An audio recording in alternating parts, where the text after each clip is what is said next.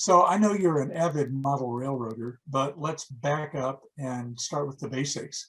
So tell me about where you grew up, what you did for a living, how you got interested in model railroading, and any other hobbies you have. Okay, that'll be a 60-year story. Right now, I'm retired. My brother and I were grew up in Roswell, and we had a basement in our house, and we spent most of the summers in the basement because it was so much cooler. So there was an American Flyer. My brother had that from when he was a kid, and we spent countless hours in the basement running that American Flyer train through the Lincoln Logs and the Green Army soldiers and just having tons of fun in the basement. It wasn't a hobby per se, as it was just kids playing. But then my parents got us an HO gauge layout that a guy made for them.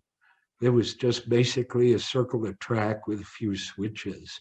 And we built Little Town and put down the fake grass and had a good time with that. And so I did HO for a good long period of time and then went off to college. And my parents threw it all away, as they so often do. The American Flyer set, though, they were smart enough to save. And my brother still has that, although he doesn't run it much.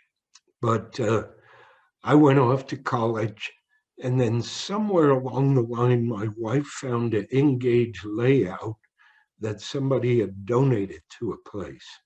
So I bought it and brought it home, set it up in the family room that we and had great fun with it for years till she finally decided she needed a music studio. And 1989, it was off to garden railroading. First, I went to community college, learned to be a machinist. Then I got kind of tired of being a machinist. So I went to UNM, got a degree in education. And 1980, I graduated and I went to work for the local community college teaching machine shop. So I did 25 years with them, retired with a pension. And then, brilliant enough, one of my students called me up and asked me to come to work for him. He graduated about 10 years prior to my retirement. And then I went to work for him. He was managing a machine shop at a laser place, and he had about 15 machinists working for him. And I went to work to improve the efficiency of the machine shop. And he hired me as an applications engineer. And so off I went, walked into the machine shop to take a tour, and lo and behold, 10 of the 15 people working there were my former students. So what do you do to keep yourself out of trouble then while you're retired? Well, my wife is a videographer and professional musician. And so, right with that, I'm her technical, I call it wrangler. And I keep all her computer stuff, cameras, and all that working. But also, I have a garden railroad in the backyard. And I've been working on it for the past few years because it was kind of neglected and deteriorated being outside. So with a machine shop in your garage, you could theoretically build real locomotives. The Bridgeport mill and the little lathe are not quite big enough to make full-size locomotives, but I do a lot of modeling with them. So yeah, I could, but mainly I stick with my gauge, which everybody calls G gauge, but I think the technical term for it is F, narrow gauge, 3 feet. 120.3 is the scale. All right. So What do you find most attractive about building model railroads? It's an outlet for my creative talents. So do you consider this an art or a craft? I think of it as art. I took a picture of one of my garden railroads, and they had an art show, uh, and it was garden was the theme. Mhm. So I took some pictures of my garden railroad. I turned them into sepia. I made them look like old-timey 1900s black and white kind of pictures. And I entered them into the garden show. And the curator of the artwork said, many people came up and said, oh, it's a wonderful show, but why does that guy have pictures of trains? And so the proprietor of the show said, you need to go back and look closer at those photographs. And when people did, they went, oh my God, it's a model. It's not a real picture of a full-size locomotive. And so they were very impressed with that, and he was too. So it's a creative outlet. So I know you're in a garden railroad club. How does that figure in? Fun. The Garden Railroad Club is quite fun. You get to see all the different people and see what they've done with their garden railroads. And uh, everybody's is different. Some people are collectors. Some people just want to run their trains and have a good time. And some people like me want to do real intricate modeling aspect of the railroad. And we have a club within that group called the Builder Bashers. And it's the people that do modeling by bashing kits together and making their own projects and that kind of thing. Also, the club, you get to participate in the history of railroads, because I've been a big buff of the narrow gauge railroads that operated in northern New Mexico as well as southern Colorado. Well, tell me about that. How many railroads were there? We know about the Santa Fe. Were there others? Yes, there was quite a narrow gauge railroad empire that operated on 3-foot wide track. Standard gauge is 4 feet, 8.5, I think, which is an interesting story because the standard gauge railroad is based on a standard that was developed 2,000 years ago. 2,000 years ago, Roman chariot wheels were made to a standard so they would fit through the stepping stones in streets. So in England, when they built the railroads, they had to get to those same gaps where the Romans had settled over 2,000 years ago. So when they did that, they built the track to fit through those openings. And to this day, we still adhere to that Roman standard of 2,000 years ago. But a lot of railroads are built in smaller gauges. And in Colorado, where the mountains and the grades were really difficult, they elected to build a lot of railroads in 3-foot gauge. And the most famous of those is the Denver and Rio Grande Western. And it operated in the mountains of Colorado west of Denver. It actually still exists on the Cumbres and Toltec and the Durango Silverton. Those two lines belong to the Denver and Rio Grande and were preserved as operating narrow gauge railroad. At one time, the Denver and Rio Grande went down as far as Santa Fe, right? Yes, that's true. It operated on a railroad line called the Chile Line from Antonito down to Santa Fe. And my railroad in the backyard kind of models that railroad. It was built, it went into bankruptcy the day it started operating, and it continued to operate for many years, all the way into the 40s. As a matter of fact, Oppenheimer rode that railroad to go to the town of Ottawa, where he got a horse and rode up to Los Alamos. And then they developed the facility that made the first atomic bomb there in Los Alamos. Somewhere there's a video or a movie of him getting off that train car and going up to Los Alamos.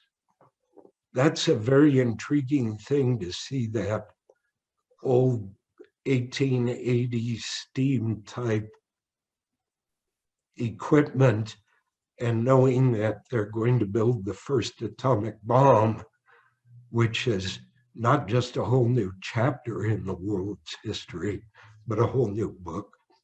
So it intrigues me.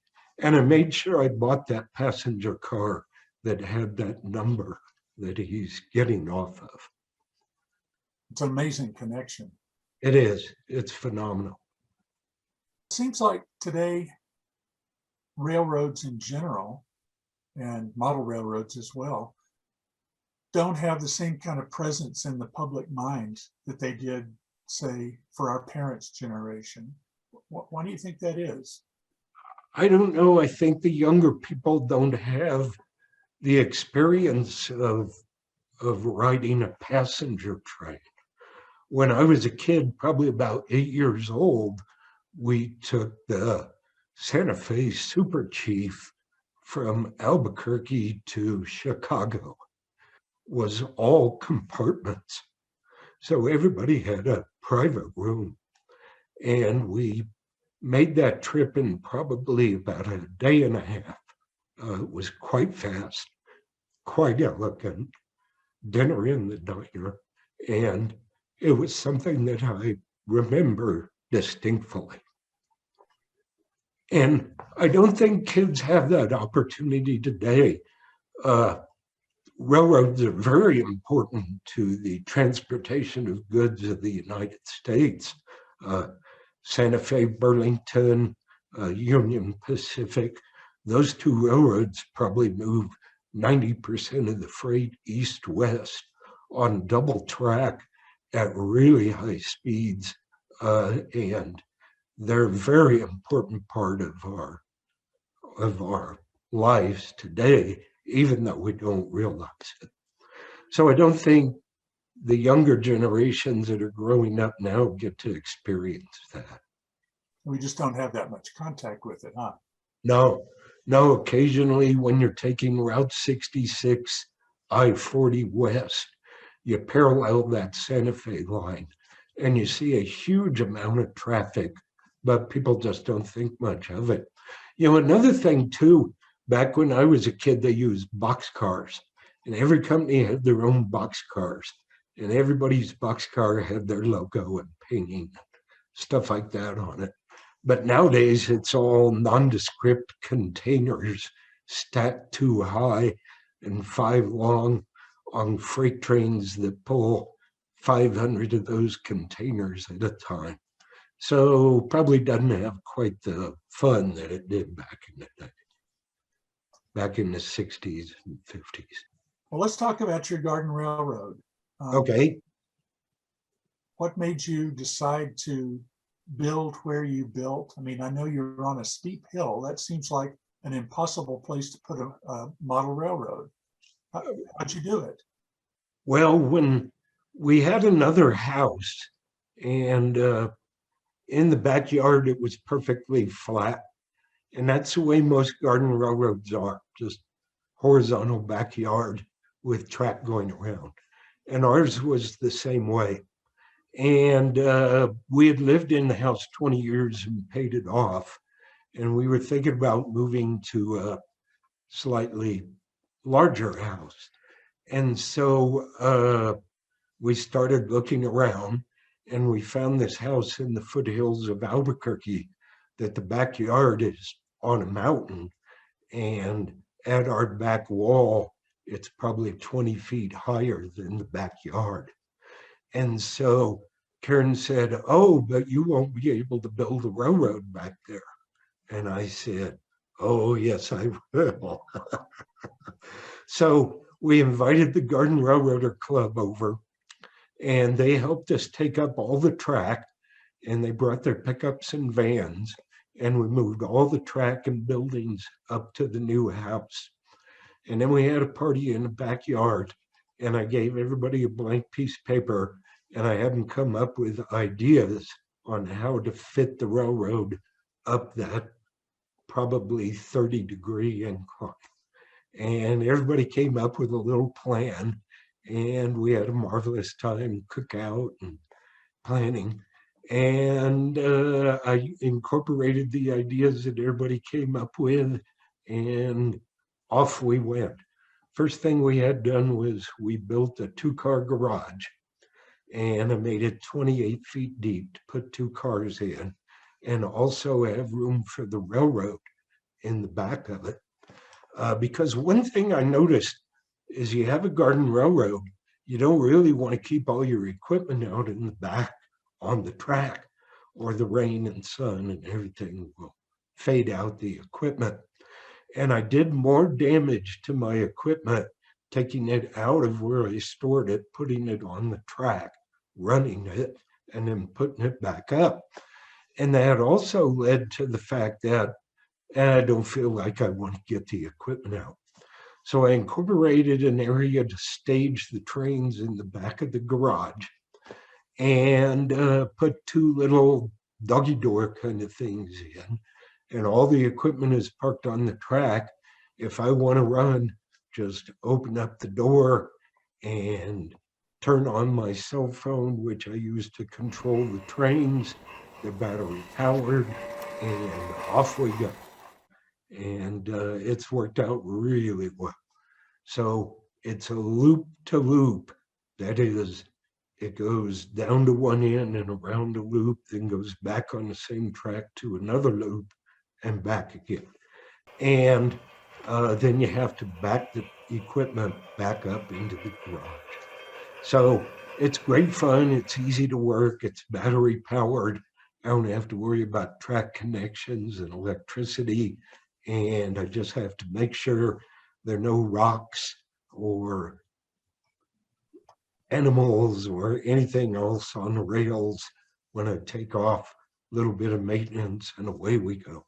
I picked a 4% grade because back in the day, that's what the Cumbres and Toltec, which was the Denver and Rio Grande, had from Chama up to Cumbres Pass. So they pull 4 or 5 passenger cars. They have to have at least 2 locomotives to get that equipment to the top of that hill. And so I had great fun with that too, developing that 4% grade up that hill in the backyard. As a consequence, I destroyed the gear train on all the locomotives I have that had plastic gears in them. So being a machinist, okay, we'll fix that. So I take the locomotive apart, redo the gearbox, put in all stainless steel gears, and maybe a little bit bigger, more powerful motor, and up we go the hill. As a matter of fact, I've re-geared all my locomotives to have lower gear ratio that allows them to pull that steeper grade without straining. Explain what a 4% grade is, will you? A 4% grade, the locomotive on my layout is going to gain 4 feet in 100. So it's going up 4 feet in a length of 100 feet. The angle works out to about 3 degrees, which doesn't sound like much, but when you stand there and look at it, you know, most of my friends that bring their railroad equipment over go, no thanks. I'm not going to put my equipment through that torture. So 4% grade is pretty steep. I've had cars uncouple up that grade and run away, and down the hill they go. And usually when they hit the first curve, they derail and come off. Well, it sounds like quite a chore to build a railroad in that kind of terrain. It was a torture to build them in Colorado, and it was also a torture to build them in my backyard. What do you have to do differently than say, building an HO layout in your basement? Well, I have to contend with the weather. I have to contend with here in Albuquerque, we get half an inch of rain in 15 minutes and the dirt all washes down. So one thing that I'm doing now is I'm replacing the original dirt grade with a concrete. And so I set up my level. I calculate a 4% grade. I use a laser level and I put the string down and I level off the dirt and I'm pouring concrete up that grade for the track to set on because I'm not getting any younger. How does a plastic building hold up outside, or does it? They make a lot of plastic building kits that you can buy, and they're made in Germany. And the plastic that they use is really good. But of course, they fade out, the colors fade, and the glue seams come apart. And so you have to do maintenance on them. I built a bunch out of wood, and about 10 years was the limit. Then the wood started deteriorating and falling apart. I tried gluing them back together and it worked fairly well. But sometimes I'd get a big wind, and when I went out, the sill at the bottom of the wooden building would still be attached to the concrete base. But my neighbor would call and say, "Hey, I've got Angus's machine shop over here in my backyard. You need to come and get it." So the wind would just rip it off the foundation. So a newer technique I've discovered is cold rolled steel. If you want a building to last, make it out of cold rolled steel. And I have a friend in a business who has a plasma cutter, and he cuts the walls out with the windows and the door. And then I glue this vinyl siding, and then I paint it with 20-year exterior latex paint, and they're holding up exceptionally well. So that's a new route I'm going. And I've built about 6 or 7 buildings with that technique. And the main thing is they're heavy enough, they don't blow away. Yeah. Most of us have model railroads that have wires connected to a transformer and the track, but you're saying you use batteries and some kind of remote control. How does this remote control work? You know, even the inside HO people and O gauge people and all of them have trouble where those little connectors go together on the railroad track. And a lot of them, I think the HO people solder them so that they have a permanent connection. But you have 700 feet of track. On a hot summer day, the track expands and contracts and it would break and crack, and you can't do that. And so when you try to run the power through the rails, the two problems that you get are those connectors lose continuity and the track gets oxidation on top of it. And for years and years, I tried to operate with a battery powered locomotive. And the first one I started with was a model airplane remote control and nickel cadmium batteries. But the batteries weren't very good and the radio wasn't very good and nothing worked out well with it. But with the invention of nickel metal hydride batteries, everything became a whole new ballgame. And so that gave me enough power and enough durability that it worked out well. But the radio control was still an issue.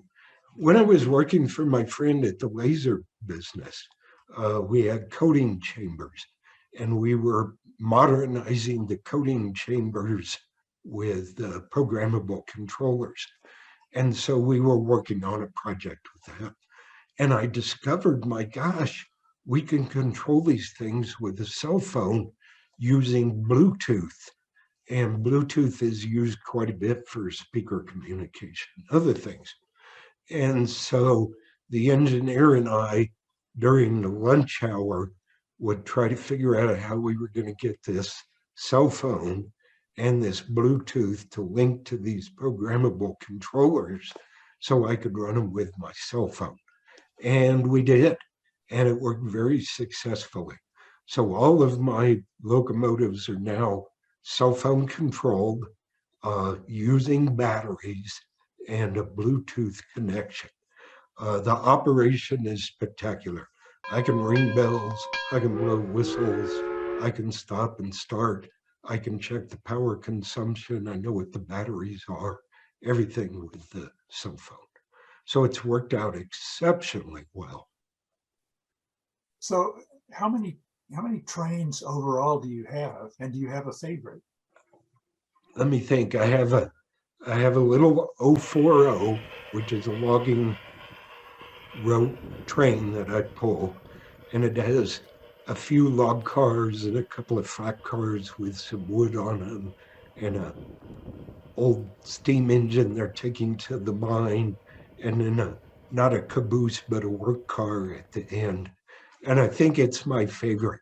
The little wheels, it's just four-wheel cars, not the big ones with the articulated trucks. uh, and it bounces and bobs along just like you'd expect that little locomotive to do on the hills. So I think it's one of my favorites. But I also have a newer locomotive. It's a 2662 Mallet, and it has two wheels in the front, little pilot wheels, six wheels that drive, then six more wheels that drive, and then two wheels in the back. And they made a lot of them as logging locomotives, used them actually in Colorado on the Uinta line, and they used a lot of them in Washington, Oregon, and California for logging locomotives.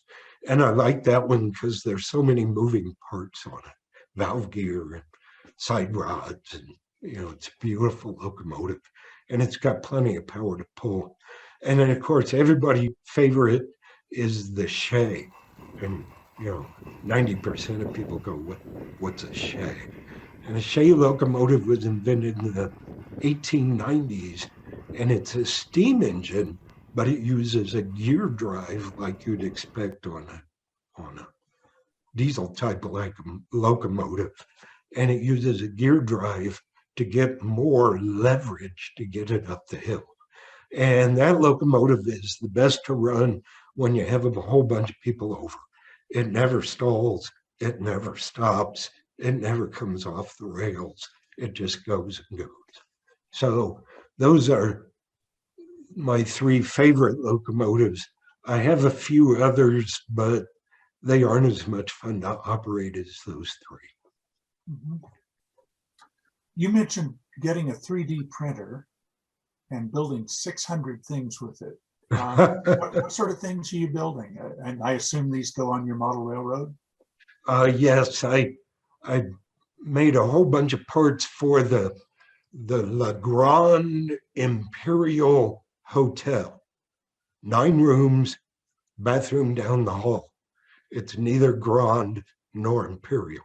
But I used the 3D printer to make all that fancy trim they put on the top of those old 1880s buildings in Colorado. In fact, my wife and I went on a trip just to look at the construction of those buildings to get ideas on how they did that.